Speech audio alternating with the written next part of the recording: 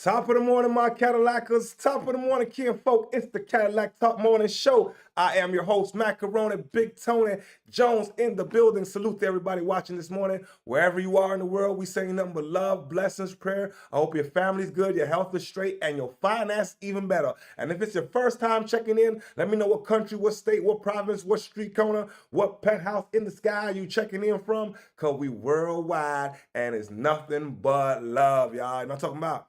Shout out to everybody watching this morning. Hold on, make sure my monitors are straight.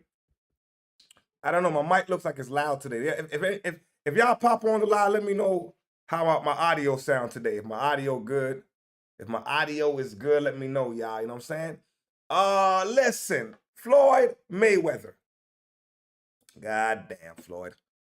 He said $300 and some odd million is missing. Hold on, let me bring this back because this is ahead. All right. $300 and something million is missing. We got the whole breakdown. All right, we got two deep dives today. We got the Floyd Mayweather, and then we got the Grammys. Oh, man, I didn't watch it. But there's a lot of bandulu suspect things that was going on that we got to get into because, you know what I'm saying, it's a conspiracy. You know, we like our conspiracies. It's Sunday, Super Bowl Sunday. Ain't gonna take up too much of y'all time, you know what I'm talking about, because, you know, big game on today. You know what I'm saying? So, without further ado, man, we got 50% in the poll that say, what do 50% say? 50% say, yeah, they let him drive. The other 50% say, hey, man, he gonna get the money back in court. We got the whole deep dive. And while we rocking and rolling, let me know what y'all think in the chat while we blow it up this morning. Let's get down to the smoke. We covered the headline. Floyd Mayweather says $340 million is missing, and he's pointing at Showtime and a former exec with that wild explanation floating around about records being lost in a flood. But part two is where it gets uncomfortable. Become ID. Because now, we're not talking headlines. We're talking the actual language inside the complaint, the parts that try to explain how money could move without leaving obvious fingerprints. And I'll be real with you. Whether you believe Floyd or not, these pages read like somebody sat down and tried to map out a whole system. Not a mistake. One quick reminder before we go deeper. These are allegations in a legal filing. They haven't been proven in court. But the details matter, because details are what make people start asking different questions. And the very first detail they push hard is this. The person. Before we get to the first detail, here's my question. Here's my thing. Is it possible he's just doing this because he blew his money? Or did he really get sucked? A part of me feels like, man, he trusts the wrong folks. And he got for a lot of money. Man, you can't just trust any and anybody around your money like that. You got to keep account of all your shit. I know it gets harder the more money you got. But the trust factor is a serious thing, man. Floyd calls the mastermind is described like someone who made it a lifestyle to stay invisible. And the complaint even uses a phrase that sounds like it came from a detective movie. Because next, it describes a man known for leaving surprisingly few fingerprints. And that's where this story really starts. The complaint paints Al Heyman as more than just a manager. It describes him as Floyd's longtime advisor, someone Floyd trusted like family. So trusted that he allegedly handled virtually everything. Finances, contracts, the whole machine. And then it shifts tone. It claims Heyman is known for operating behind the scenes with extreme secrecy. And it highlights a reputation for leaving surprisingly few fingerprints on transactions. Basically suggesting that even people close to him don't see much. But the most attention-grabbing piece? The filing describes an old-school approach to communication that allegedly made it harder to find a trail later. According to the complaint, Heyman avoided normal digital communication and leaned on faxes and in-person meetings instead. And it goes even further, claiming that in related litigation, his counsel represented that Heyman does not own or operate a computer. Think about what that implies. If true, it's not just privacy. It's a deliberate way to keep instructions from living inside email threads forever. And once that... You got a financial advisor that don't got a computer on purpose? Holy shit, nigga. That sounds like a scam already. How nigga, there ain't no digital fingerprints to nothing? I can't email you shit? That's a man, nigga. All right, let's go, man. Picture set. The complaint pivots into the next character, someone it claims had access where it counted, at the bank account level. This is where the complaint introduces a name most casual fans have never even heard, Jeff Morris. The filing describes Morris as a CPA and tax attorney who was allegedly brought in to handle Mayweather's tax and accounting matters, and the complaint suggests Mayweather didn't give informed consent to that arrangement. But here's the part that matters for retention, because it makes people sit up straight. The complaint says Morris was a signatory or controller on multiple accounts where fight earnings were deposited, and it gives an example that sounds like a red flag on its own, an account at First Security Bank of Nevada in the name of Jeffrey Morris Associates, or similar, allegedly designated to receive revenue from at least one Mayweather fight. The complaint's theory is that Morris didn't just do taxes. It alleges his role included facilitating transfers and concealing information at Heyman's direction. So now you've got a picture forming. A behind-the-scenes advisor, a financial gatekeeper, accounts that Floyd allegedly didn't control, but the complaint doesn't stop at he had access. It tries to explain how the relationship started and why Floyd allegedly trusted the setup in the first place. How you allow so much control in your operation? Them niggas have control of your accounts. Prize money is going into accounts that you don't operate, that they have all access to. Yo, nigga, if you got to trust the motherfucker, like, nigga, that's a lot of money, man, to just trust a motherfucker, bro. And hundreds of millions of dollars is coming in and out all the goddamn time. A nigga fuck around, take 20, you wouldn't even notice. And the way he looked like he was splurging money, he probably didn't notice until he noticed. You know what I'm saying? According to the complaint, Floyd met Heyman around 2004 through a mutual connection in boxing circles. It describes Heyman as a Harvard MBA, a former music concert promoter, someone who impressed Floyd with a fighter-first vision and maximizing earnings. Then it drops a detail that matters, because it frames how this could have grown unchecked.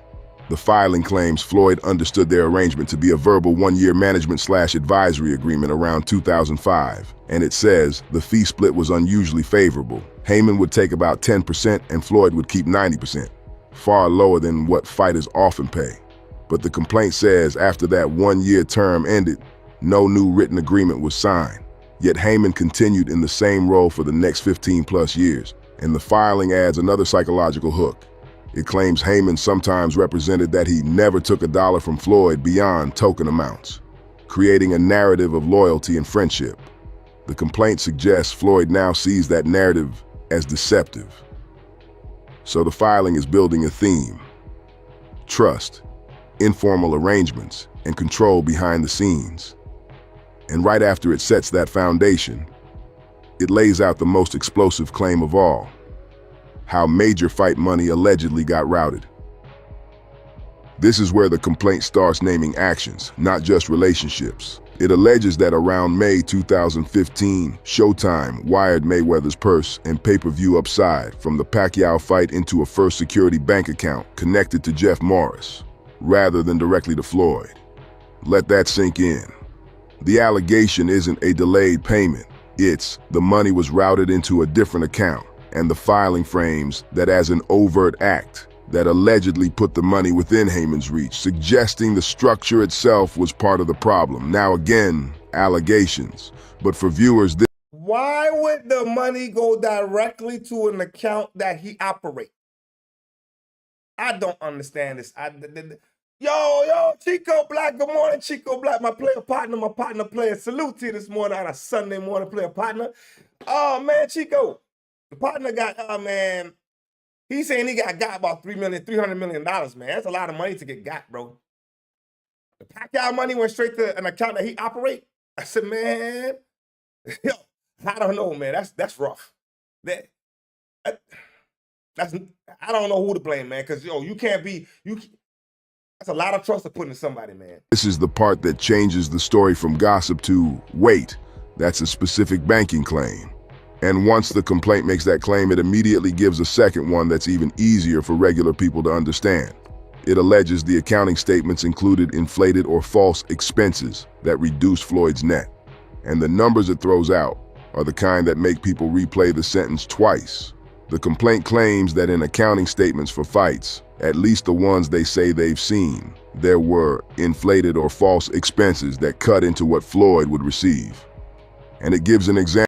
Good morning, Lady T. Good morning, Lady T. Salute to you and shout out to everybody in Ontario this morning. I'm talking about what we said, he was getting scammed from the beginning. It sounds like from the get-go, they orchestrated a play that throughout the years, they was bleeding money little by little by little by little, and Floyd ain't had no idea what the fuck was going on. If this is all true, it's still allegations now.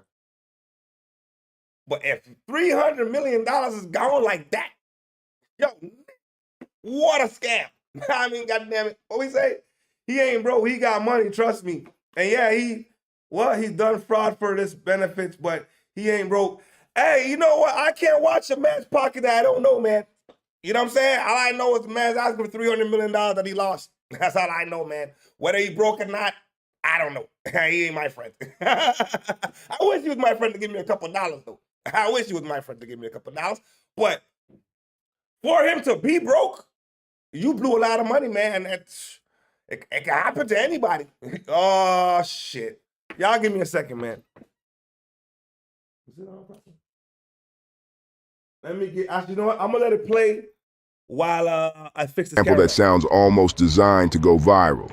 It alleges $50 million in vague expenses and $20 million for Andre Berto on the Pacquiao ledger.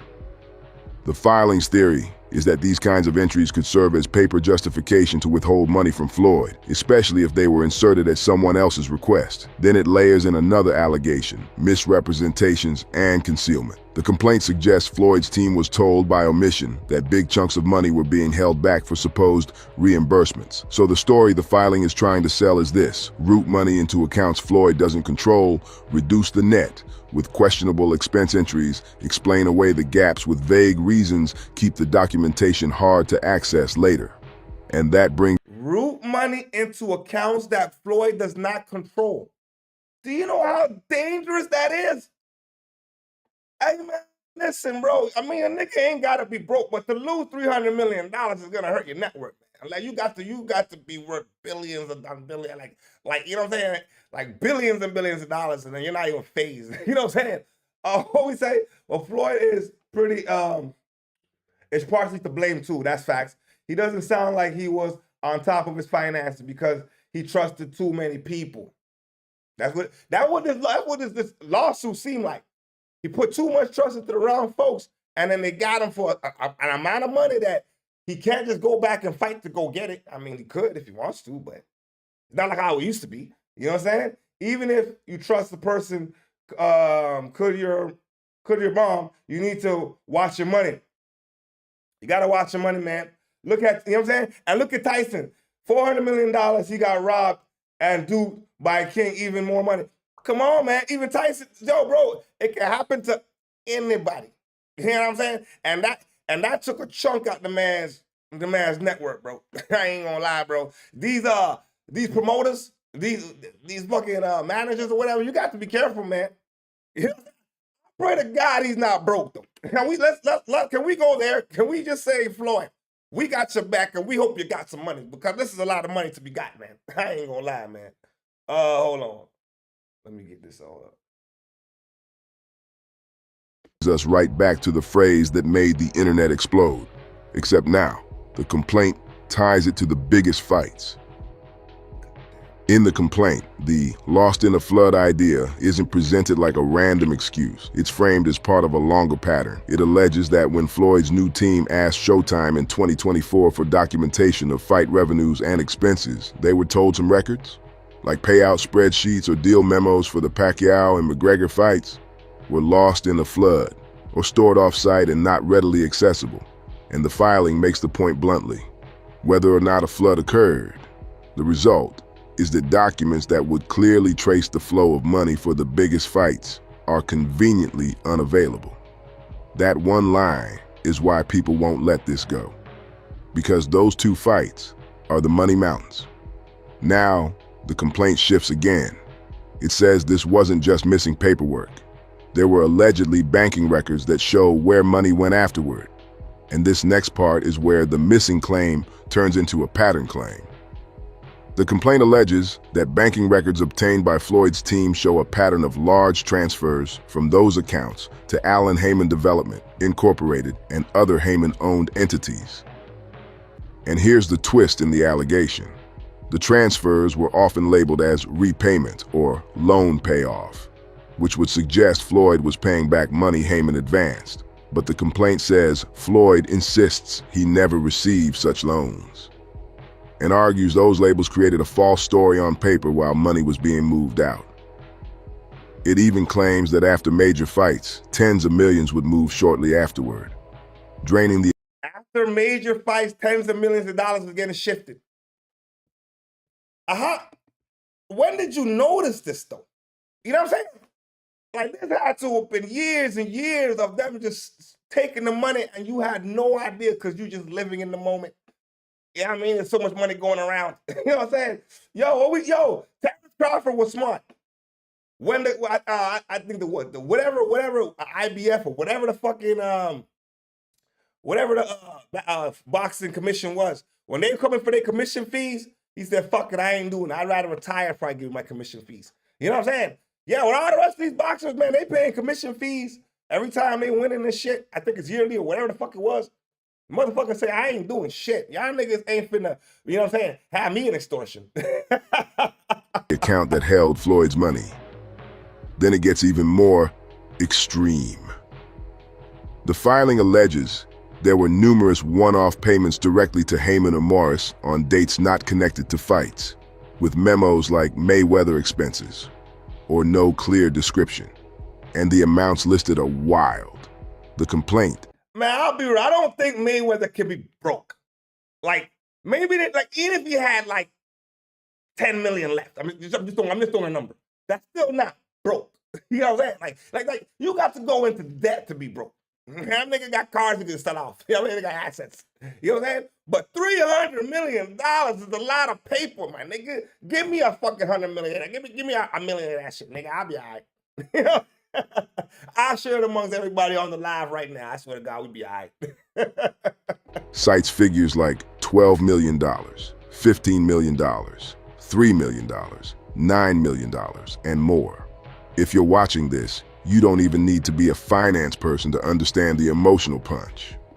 The complaint is alleging money was leaving in huge chunks, with labels that don't explain much.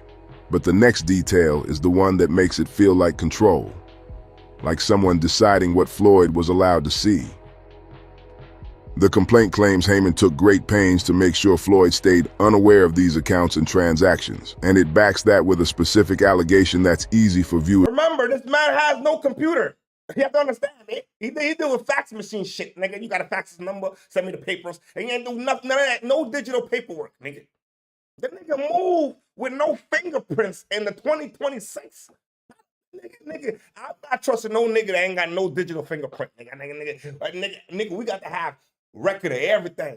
You know what I'm saying? There's a lot of trust going on here, man. Man, shit. To grasp, it says, insiders claimed Heyman only let Floyd see what Heyman wanted him to see, actively hiding documentation.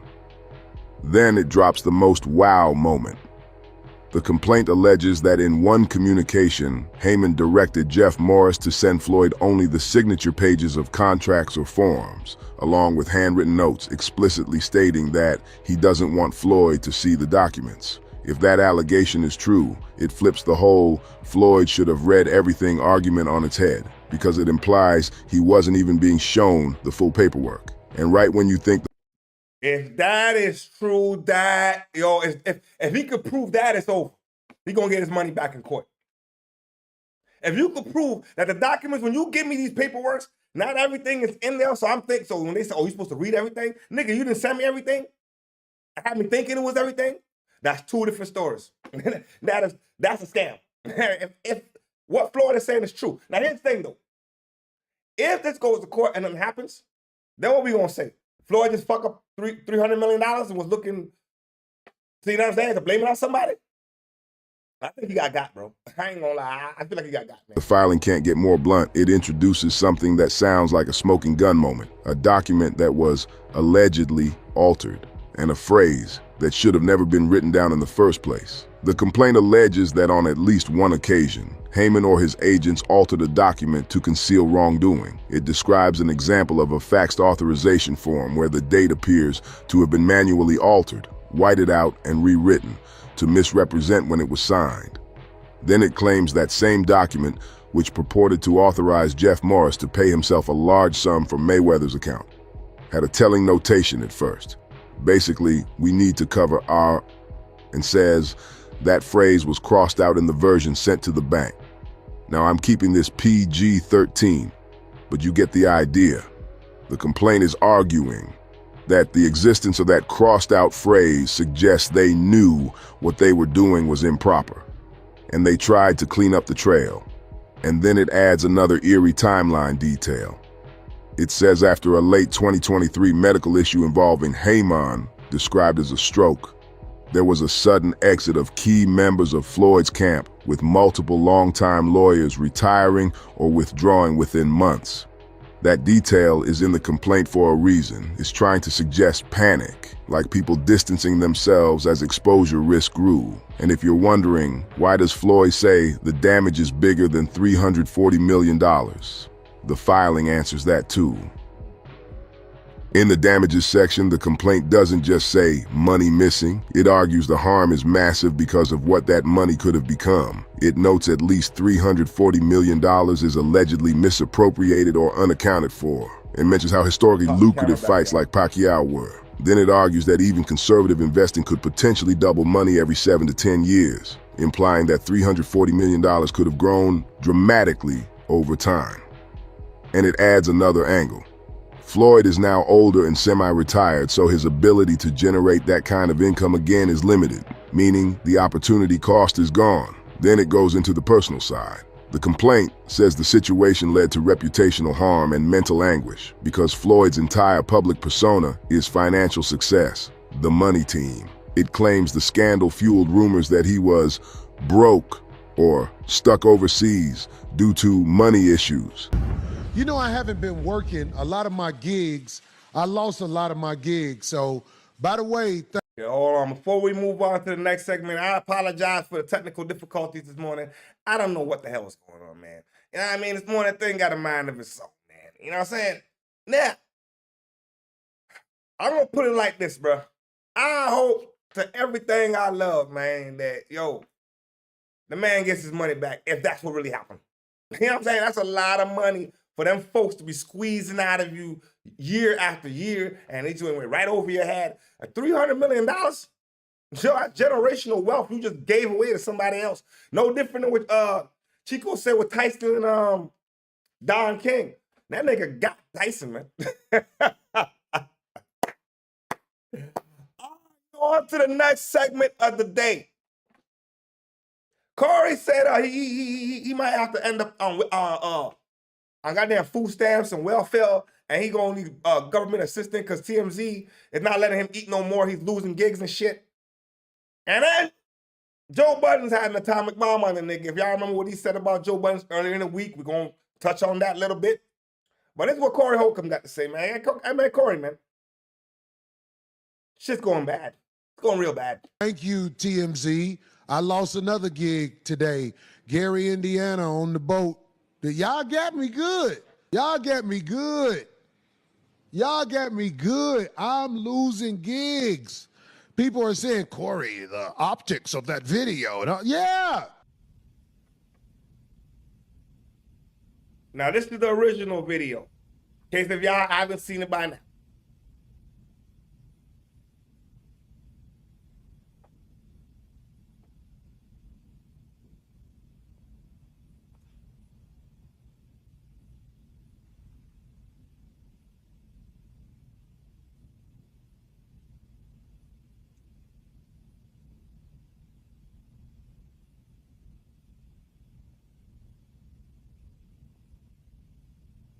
All right, so now, after Corey done got his ass bust, Corey shouldn't have did that though.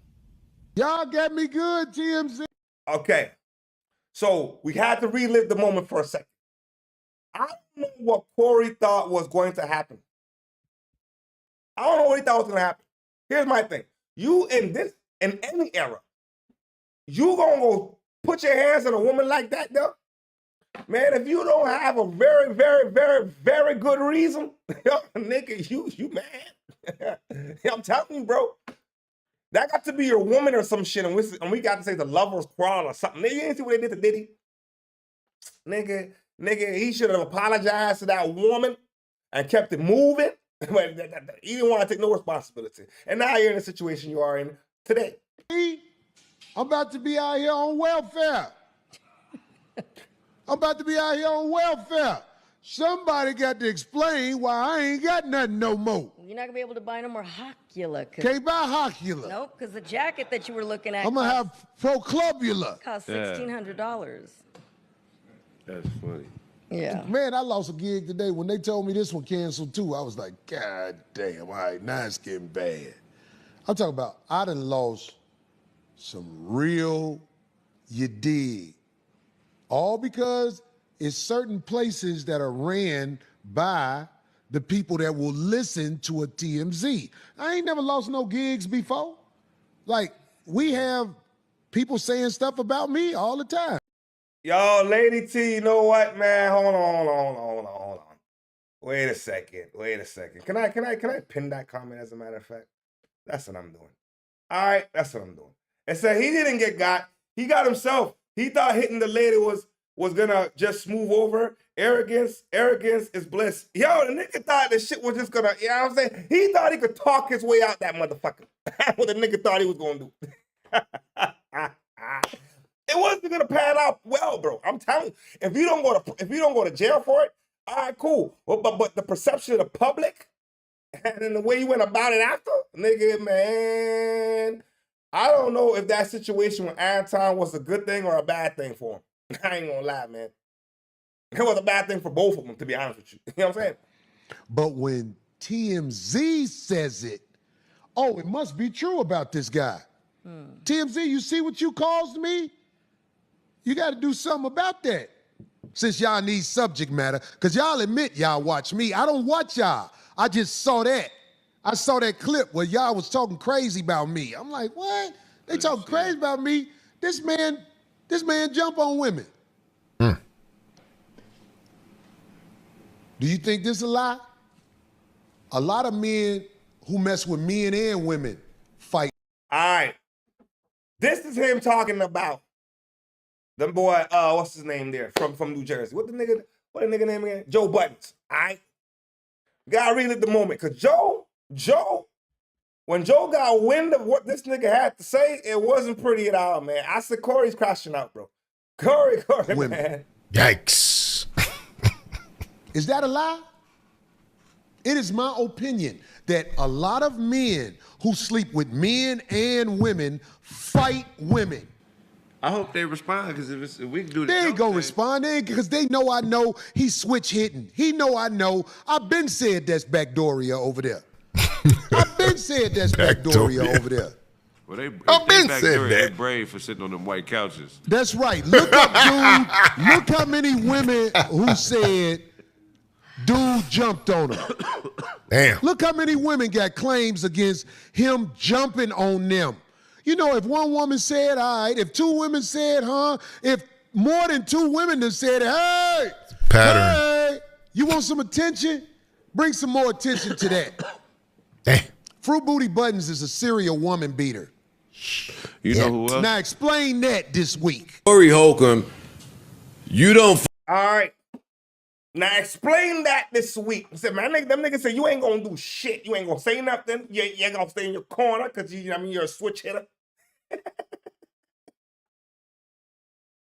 Nigga called him a switch hitter, man. That's fucked up, man. How you gonna fuck up baseball, man? Come on, man. Oh, don't fuck up baseball, man. What we say in the chat?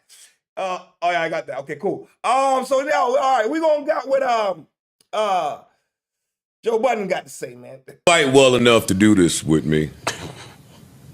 Like, we have video with you. You're not smart enough, strong enough, big enough, fast enough to do none of this you talking about with me. We saw you with the home. Wait, whoa. What the?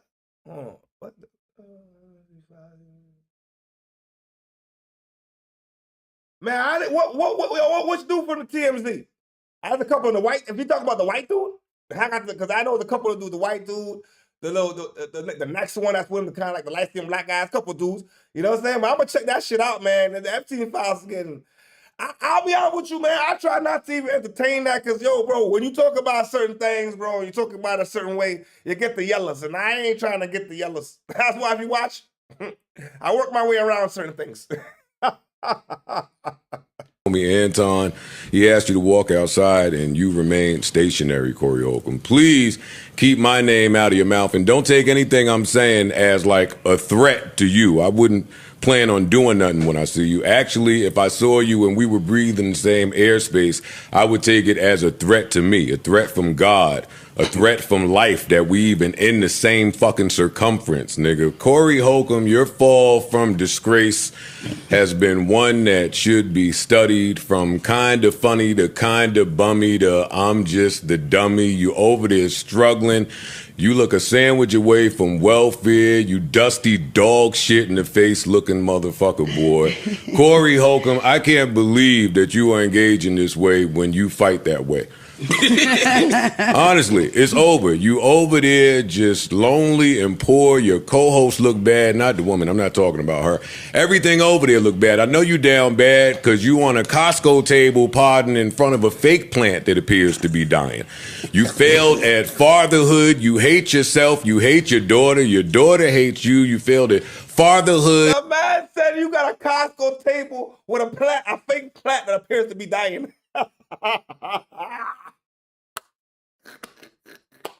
How you tell your nigga, yo, your fake plant is dying? Yo, nigga. Yeah. Yo, Corey should have left that nigga the fuck alone. Corey should have left this nigga the fuck alone, man. Finances, you failed at funny, your pod sucks, you failed at fodder, you just a failure all around the board. And don't forget the original point. Yo, no doubt, Chico, man. Handle your business, player partner, man. Salute to you, man. You know what I'm saying? And when you get out, you know what I'm saying?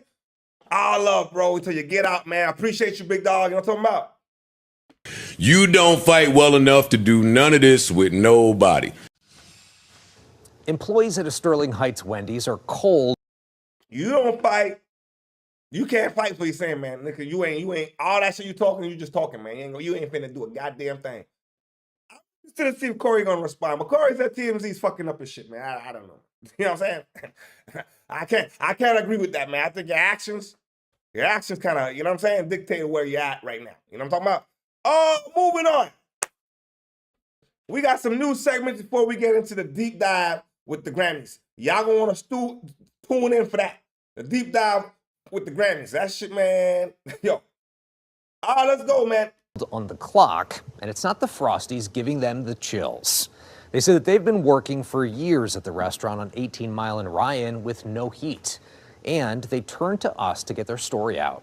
7 News Detroit reporter Carly Petras took the concerns of a worker and her mom, who reached out to us directly and to the franchise owner to get answers. I'm here in Sterling Heights, and while it's cold out here, it may not be much warmer inside this Wendy's. Employees tell me they've been wearing layers to try to stay warm at work. Every time I come in here, I always have my... Always said in the chat, yo, I swear the insults from Americans, you have to have some sense of humor and confidence in yourself to let insults go past you. Yo, the way that nigga Joe Buttons assassinated that man just now, I said, man, you should have shut your mouth. I didn't know Buttons was like that. I had no idea. I didn't know Buttons was the kind of nigga, you know what I'm saying, that was like that. I had no idea, man. I had no idea. My hoodie on, I got a shirt on underneath, my work shirt. I always wear my coat, gloves if I have it. Dressed for the outdoors, but Alexis Martin works indoors as an employee at this Wendy's. Us not having no heat in there, opening the window nonstop, it's been like really cold. We can see our breath in the bathroom. Martin says it hasn't been a few days, a few weeks, or even a few months. It's been a few years since the heat at the Wendy's off Ryan Road was last on. The last 2 or 3 years, we've had no heat in there whatsoever. She says complaints have been made to the owners of the franchise several times. Stuff has been said multiple times throughout the years and nothing has been done. And Martin says it's not just employees noticing the cold. People complain about it all the time, asking what we can do about it and whatnot. Her mother, Angel Martin, reaching out to 7 News Detroit for help. Why did you do that? Because, you know, my daughter works here. I know a lot of the people that work here from me working here in the past, and it's not fair to people that are trying to survive and make a living. This concerned mother says it's also a safety issue. I don't want her to get frostbite. You know, I know the temperatures have been crazy lately, and you know, I worried about her all the last couple weeks working. We reached out to Wendy's corporate about the issue, and a spokesperson says ensuring a safe and comfortable work environment for our team members and guests is our highest priority. We are aware he is partially working at this restaurant, and our teams have been on site today to address the issue. No, you see how they switched the language? He is partially working at this restaurant. There ain't no goddamn heat. What the fuck are you talking about, nigga? You see what we talking about, corporate? Corporate don't lie to us. They ain't got no heat. They're layered up. They can see their breath. What are we talking about, man? Yeah. Oh my God. They wasn't gonna do nothing till the mom whistle blow. If the mom didn't go to the news, they weren't gonna do nothing. You know what I'm saying? And then what about your customers? I'm not sitting in a Wendy's that's cold. You know what I'm saying? Corporate sent us a message saying that they were coming in to fix it today. Did that happen? No, I spoke to my manager about that and several other employees that have been here all day, and they've said nobody has come in. I walked into the fast food restaurant to speak with the manager about that. He said he wasn't allowed to speak with me. I also called the franchise owners, but I'm still waiting to hear back. I just hope that it gets fixed and they can correct it as soon as possible. I mean, I know things like that aren't cheap, but you still have people trying to make a living. In Sterling Heights, Carly Petras, 7 News, Detroit. A Detroit mother is suing the city and a police officer. Let me tell y'all, man, corporate don't give a damn. They just want to keep making their money, and that's it. They don't give a fuck. And that's terrible, man. You got the people working in the cold. You know what I'm saying? No heat in an establishment. The place needs to be shut down immediately.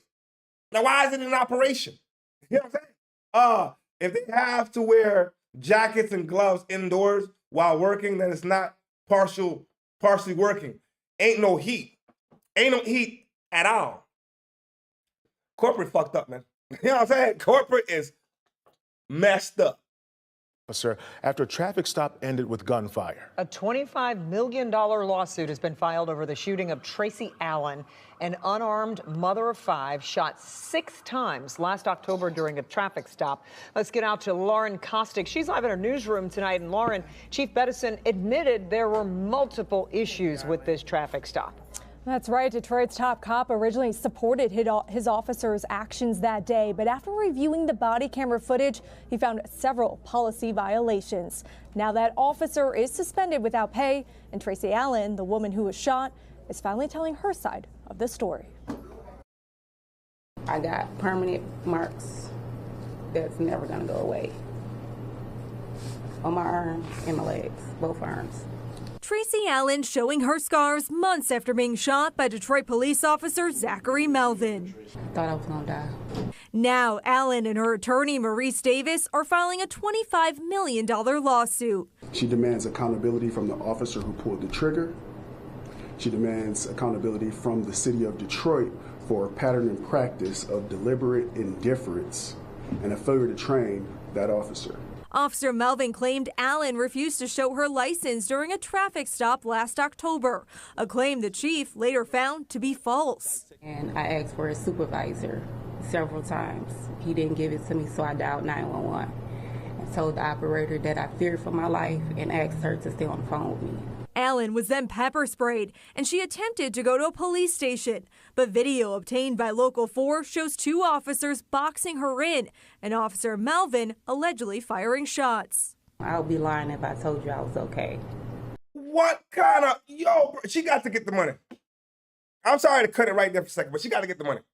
That I've seen enough of that situation. Y'all even boxed her in and lied about the situation. You see, man, these feds is different, bro. They will make up whatever they want in the police report to save themselves.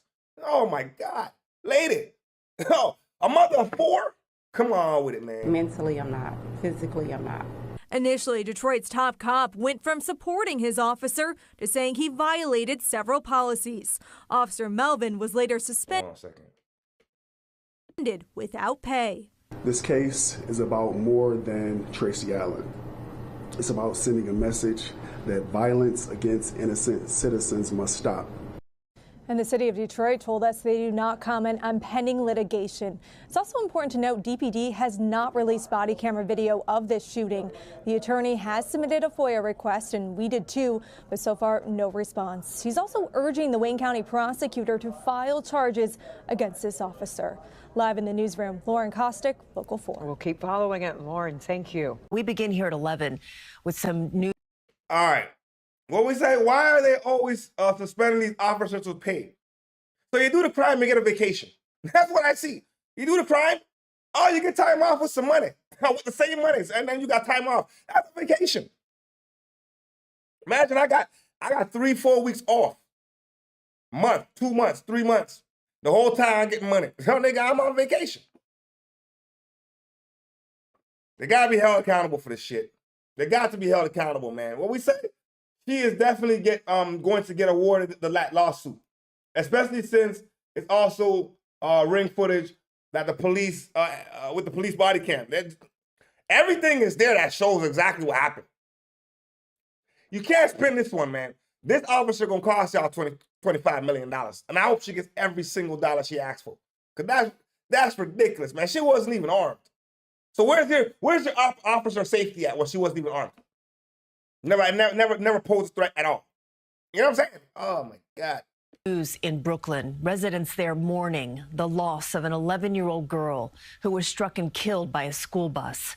Tonight, the driver, who police say left the scene, is in custody, but charges are pending. Andrew Ramos is in Bath Beach with details. My grandkids walk up and down here. I walk up and down here. So now it's like, pay attention. Tonight, the Brooklyn community of Bath Beach on high alert after a tragic hit and run claimed the life of an 11-year-old girl. Police say it was just after 3 p.m., just as school was getting out, when the child was crossing Bath Avenue at 23rd.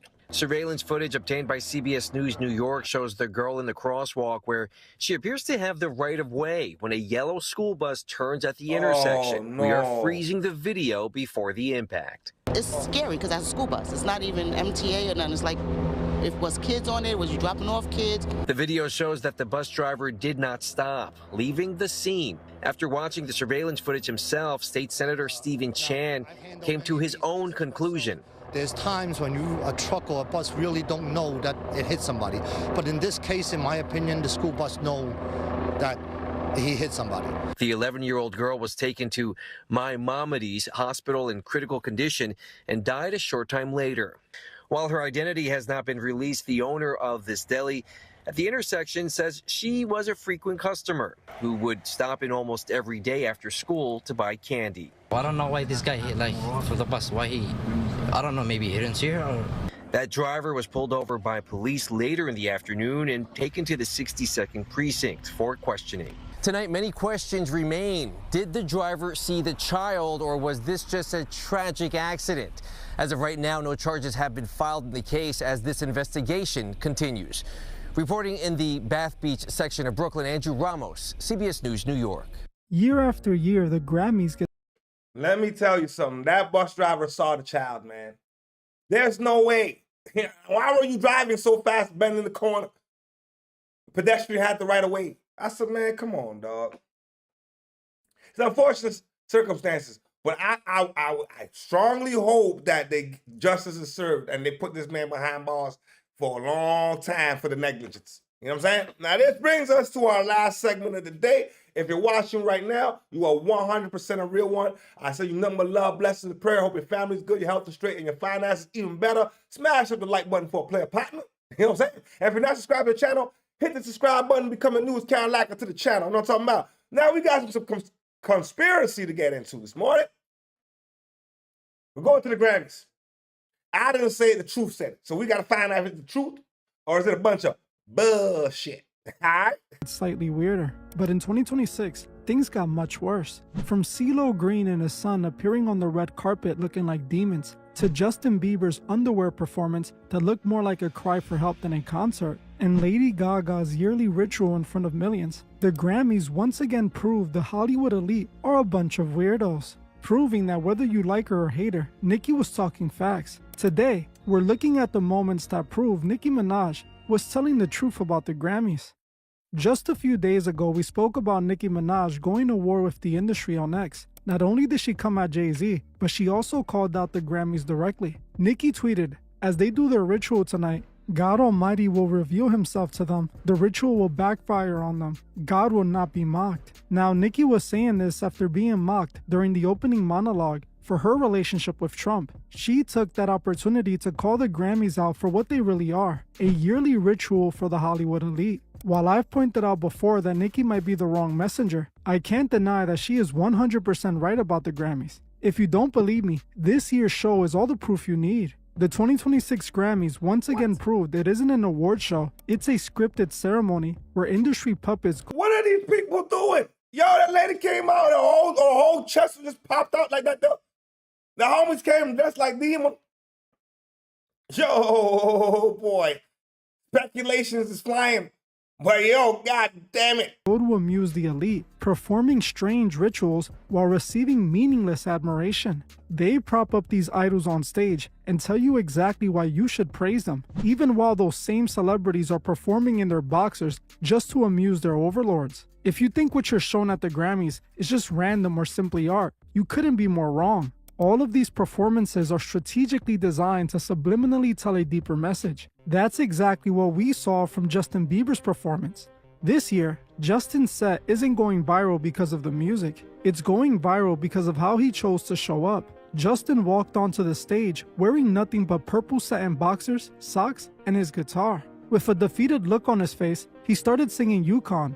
The internet instantly called out how strange this looked. Why was Justin at one of the most prestigious events in the world in his underwear? Was this just for shock value? Or was he trying to tell the world something much more sinister? Ever since rumors started circulating, Yo, I don't mean to throw speculations and fly things out there, but that don't look good to me, man. That look like either some kind of, as they say, humiliation ritual. That's the word they use. I didn't use the word. I didn't make up the shit, but this is what they said. You know what I'm saying? That what it would seem like to me.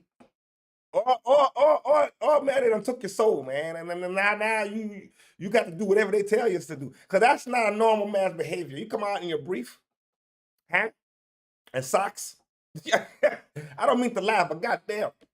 that Justin could have been one of Diddy's victims, he hasn't been the same. We all saw that period where he was acting erratically in public, and many assumed it was because he was feeling the pressures of his past coming to light, including those talks of an alleged tape with Diddy. Recently, Justin has begun appearing defeated in public, and this performance furthered that narrative. On the surface, you could interpret this as Justin showing vulnerability or being stripped of his innocence. Performing in his boxers is a clear metaphor for how the industry stripped them down to nothing and left them feeling naked in front of the world. But I believe it goes even deeper. To me, this seems like a direct nod to the abuse he experienced while growing up in the Hollywood system. How those in the industry took his innocence and tore away at it piece by piece. This is what they made him do behind the scenes to make it big. In Hollywood's twisted way, it's also a form of humiliation. They want to show that at the end of the day, these stars are just circus freaks who will perform in their underwear for your entertainment.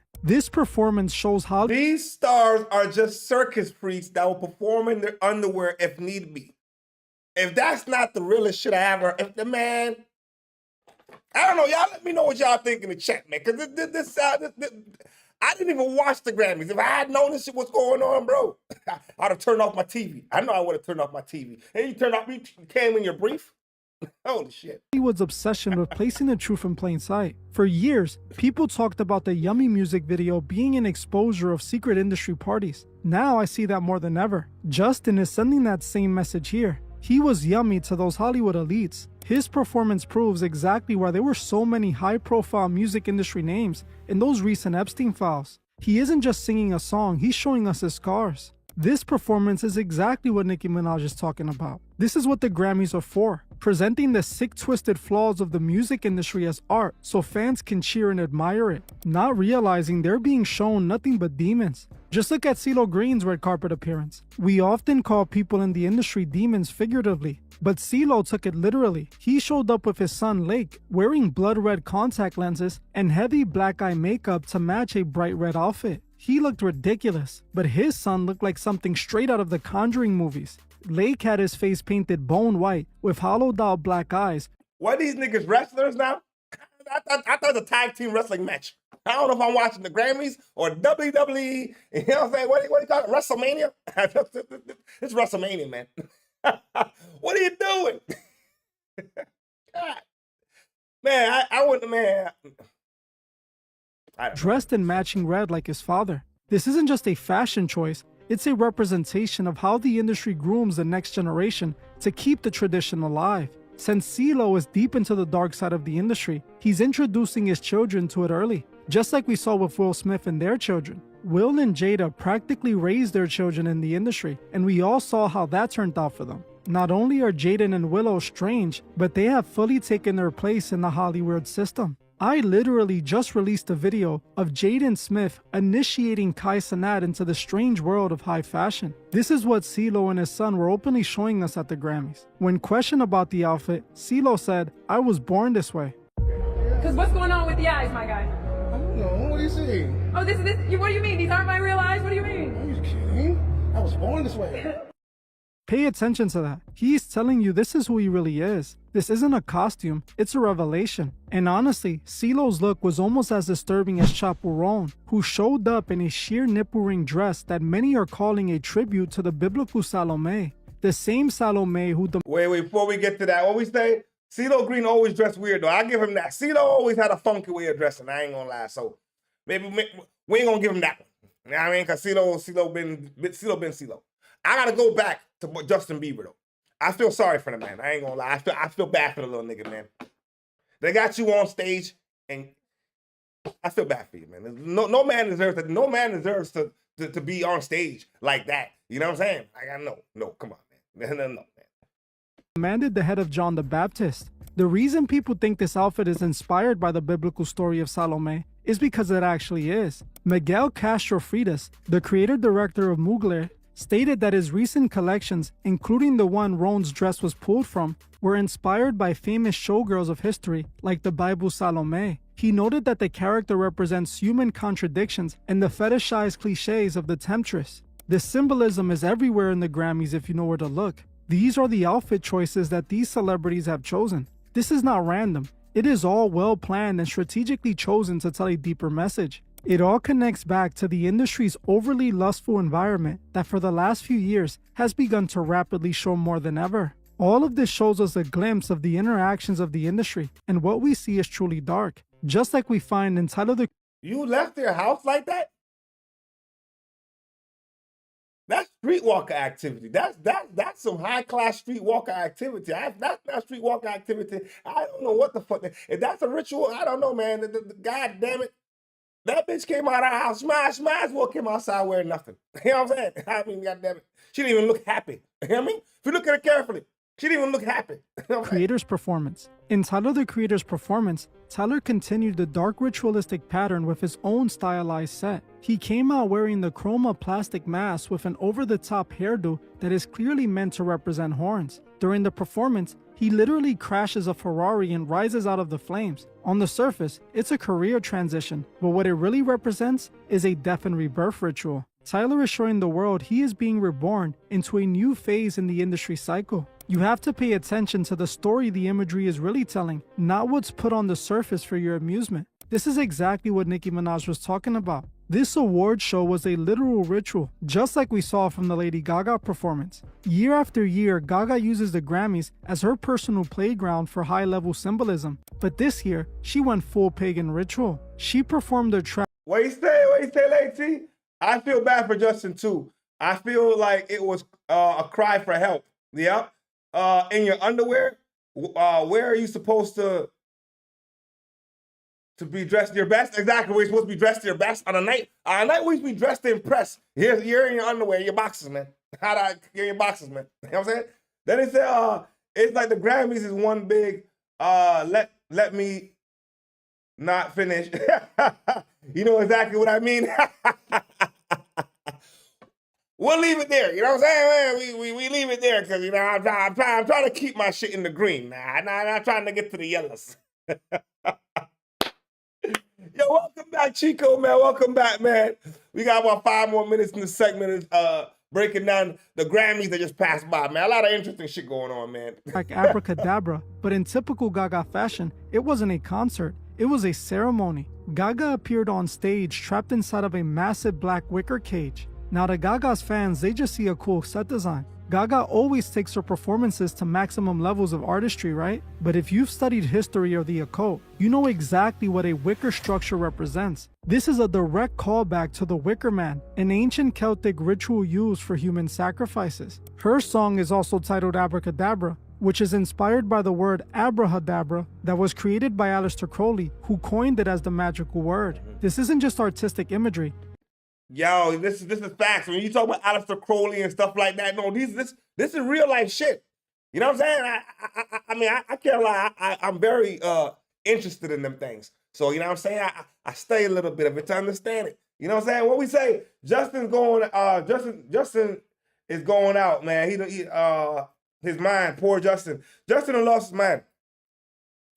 What Justin is going through is terrible, man. I don't, and you got to perform in your underwear? That is not good, man. That's not good at all, man. It's directly inspired by real occult ideas. Millions of fans are watching not knowing they're giving their energy to this darkness. None of the fans there ever asked themselves, why would one of the biggest pop stars in the world choose to perform inside of a symbol of sacrifice? As the performance went on, she wasn't just singing, she was presiding over the stage like a high priestess. She was draped in red and black feathers, the colors of the great work in alchemy, representing the final stages of a transformation. When these artists get to a certain level of fame, they are required to pay homage to the system that put them there. For Gaga, the 2026 Grammys were clearly about signaling a new phase, a rebirth. And she emerged looking into the camera with a cold, almost hypnotic stare. It felt like she was telling the audience, the great work was completed. This wasn't art for art's sake. This was a public display of the industry's hidden side being revealed in front of millions of people who were too distracted by the music to see the ritual right in front of their eyes. Finally, we have to look at the success story of the night, Kendrick Lamar. Now, whether you're a fan or not. All right, before we get to Kendrick, because I don't know what he had to say about Kendrick. I thought Kendrick wasn't a part of the shit. I thought Kendrick was cool. All right, so you got to have to explain to me what's going on with Kendrick. Now, what we said, I saw that video with, Justin in the club, very questionable. I saw it. It was very questionable. It was very, I think he was with, what that R&B singer name again? Or I think it was a football player. I think it was Odell Beckham he was with. Yeah, I saw it. Very questionable. You know what I mean? All right, let's see what you got to say about Kendrick, man. And can he prove his point? You know what I'm saying? It isn't the point here. What we need to look at is the suspicious timing of his massive sweep. On a night where the energy felt dark, where artists were being humiliated in their boxers or performing in cages, Kendrick was the only one allowed to maintain a prestige image. He walked away with 5 Grammys, officially surpassing Jay-Z's record. But you have to ask yourself, why now? We all know that the industry doesn't just give away awards like that for no reason. For decades, Jay-Z was the undisputed hip-hop gatekeeper. He was the one the Grammys used to validate the genre. But with the massive legal clouds currently hanging over the industry elite, from the Diddy files to the recent FBI tip line reports, the industry is in desperate need for a new clean face. They need a new golden child to take the baton and keep the machine running. Kendrick's dominance in 2026 feels less like a celebration of music and more like a strategic handoff. He is being positioned as a successor to the Jay-Z throne. By awarding him everything, the Grammys are essentially making him the new voice of authority. When the Academy gives one man that much power, they're making him the protected one, the new gatekeeper. He becomes the shield they use to say, see, we aren't just about rituals and shock value, we still award real lyricism. But that's the trap. Kendrick's presence gives the show a pass. It makes the public ignore the red demon eyes and the wicker cages because they're too busy celebrating history being made. He isn't being rewarded 5 Grammys for being a rebel. He's being rewarded for being the most effective tool they have to maintain order in a genre that is currently in total chaos behind the scenes. The Grammys is as industry as the industry can get. They are a part of the same system that validated men like Diddy and Jay-Z. If Kendrick was this resistance leader he paints himself as, why is the industry's most prestigious event awarding him with 5 Grammys in one night? While I still feel Nicki is the wrong messenger, and I explained why in this video, we have to acknowledge that even if she's a part of it, Nicki Minaj told us to watch for the ritual during the Grammy. She told us the truth would be revealed. While most people see a rapper winning awards, I see the installation of a new gatekeeper, the older leader being phased out, and the new Hey. The last nigga was Jigga, and we all know what we said about Jay after the fact. Because I'm pretty sure when Jay would win those Grammys, we could have speculated all the fuck we wanted to, bro. I'm pretty sure we wouldn't think we was going to get here. You know what I'm saying? I'm pretty sure we didn't think we was going to get here with all this Diddy shit, and I would have never thought that shit. You get what I'm saying? So, man, it's crazy, bro. It's crazy, man. You know what I'm saying? I think, to be honest with y'all, man, if I should spin it, the Grammys look like something was off. There's too much shit going on, man. Way too much questionable activities that I can't deal with. Personally. You know what I'm saying? When you got guys in their underwear, man, that you know what I'm saying? And no, man, come on, man. It's too much, like, I don't want to say devilish, but too much dark symbolism. You get what I'm saying? Too much dark symbolism. And to me, nothing is by chance.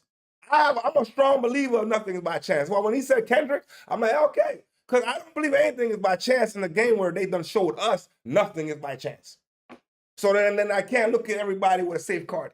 You get what I'm saying? I can't, because for years, Drake was running the shit. Now we look at fucking bots and shit and woo. Now the industry is breaking your same character now. They build you up, they bring you down. So until further notice, Kendrick's the man. Until further notice, Kendrick is the man. Now, I don't think he proved his point, but, hey, man, only time will tell. And that's not my job to pick a side. We straight up and down like 6 o'clock. We ain't 6:01. We ain't 5:59. You know what I'm talking about? But that brings us to the end of what we say. Oh, we say Kendrick ain't so nobody do his research. Kendrick ain't down like that. Hey, man, I appreciate your opinion on that one. But like I say on my side, I'm always 6 o'clock, man. But everybody is entitled to their opinion. And a lot of folks are going to say Kendrick ain't down with that shit. He's not. A lot of folks gonna stand by that shit. You know what I'm saying? Now, the flip side to it is some folks gonna say, hey, man, well, if everybody else is like that, why do you get a pass? That's all I'm saying. You know what I'm saying? If everybody else is nipple dabbling and you amongst them, they gonna look at you sideways too. But at the same time, the nigga, his character has been authentic. I ain't seen no scandals on that brother's name. So, you know what I'm saying? And same with Bud Crawford. Certain niggas are just authentic. You know what I'm saying, Chico? Certain niggas is like, yo, bro, no matter what, they gonna be loyal and true to themselves. Until something goes wrong. You know what I'm saying? Now, I'm not wishing nothing goes wrong. So let's keep it like that with Kendrick. But the Grammys? Nah, nigga. I ain't impressed with no bullshit. The bitch came outside, you know what I'm saying, with a nipple, goddamn, you know what I mean? Some nipple just hanging down, like, you know what I'm saying? I said, what the hell is you doing, lady? Look, and she wasn't even happy. Then this nigga's on stage and it's brief. What you doing? If there's not something wrong with that, I don't know, man. Come on, man. You can't get me to get on stage in my boxes. Or what artistic value does that bring? So y'all gonna laugh at me? Anyway, that brings us to the end of our segment today. You know what I'm talking about? Super Bowl Sunday, man. I don't know who y'all got, though, before we get off this live. Hey, man, Chico, if you watching still, man, who you got for the Super Bowl, man? I ain't watched football all year, so I'm just probably going to ride with the Patriots because my boy Stephon Diggs, you know what I'm saying? And you know what I mean? So I'll keep it like that. No Fleetwood stories tonight because the Super Bowl, but we going to have 2 videos dropping, you know what I'm saying? And then this time in the segment, I show love to everybody that popped up, man. You know what I'm talking about? Who popped in today? Chico Black, Jaloso Nation, my player partner, player, you know what I'm talking about? Shout out to everybody in the MIAO. You did. Lady T, my day one's in the building, man. Chico Black, Lady T, my day one's. Lady T, shout out to everybody in Ontario on this football Sunday. You know what I'm saying? We're going to be back at it live on Wednesday, 9:30 a.m. Cadillac Talk. Y'all know how we do it. What you say? Patriots, man. Let's go with the Patriots, man. We rocking with the Patriots tonight. That's what we are doing. We're rocking with the Patriots tonight, man. Hey, yo, man. Y'all have yourself a good football Sunday. You know what I'm talking about? We'll be back at it Wednesday. And as always, play on, player. Play on.